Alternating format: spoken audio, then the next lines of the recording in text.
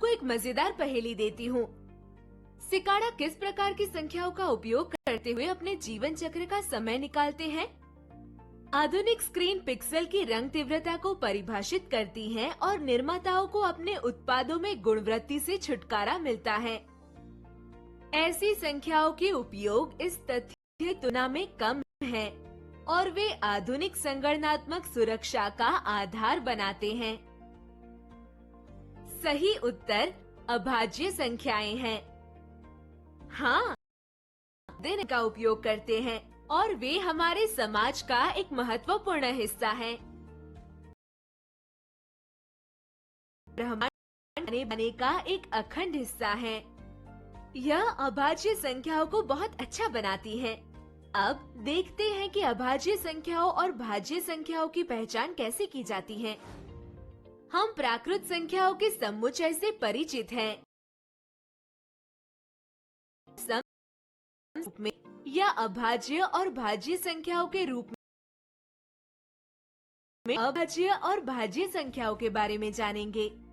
एक अभाज्य संख्या या अभाज्य एक प्राकृत संख्या है जिसमें ठीक दो भिन्न प्राकृत संख्या होते हैं।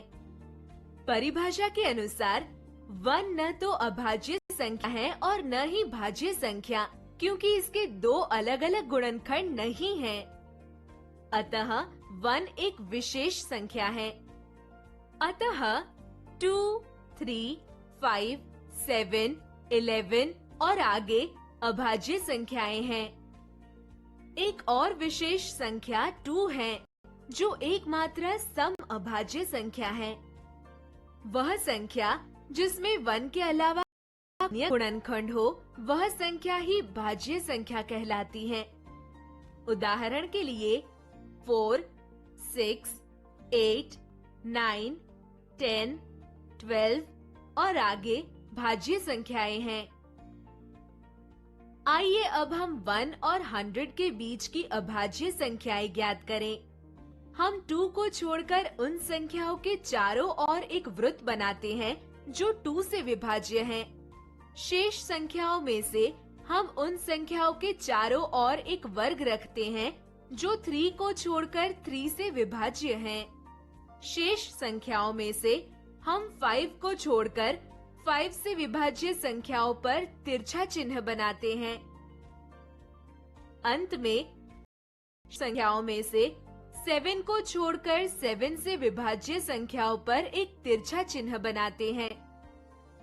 विशेष संख्या 1 पर ध्यान न दें, क्योंकि यह न तो अभाज्य और न ही भाज्य है।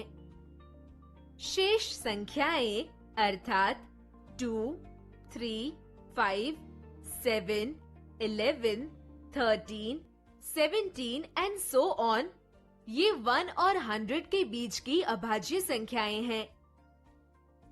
इस प्रकार यह निर्धारित करने के लिए कि दो अंकों की संख्या अभाज्य है या भाज्य, हमें यह जांचना होगा कि क्या यह 2, 3, 5 और 7 में से किसी संख्या से विभाज्य है। यदि यह विभाज्य नहीं है तो यह एक अभाज्य संख्या है, अन्यथा यह एक भाज्य संख्या है। उदाहरण के लिए 54 2 से विभाज्य है, इसलिए यह भाज्य है। 81 3 से विभाज्य है, इसलिए यह भाज्य है। 97 2, 3, 5 और 7 से भाज्य नहीं है, इसलिए यह एक अभाज्य संख्या है। सारांश में इस सत्र में हमने भाज्य और अभाज्य संख्याओं के बारे में जाना। हमने अभाज्य संख्याएं ज्ञात करने की विधि भी समझ ली है।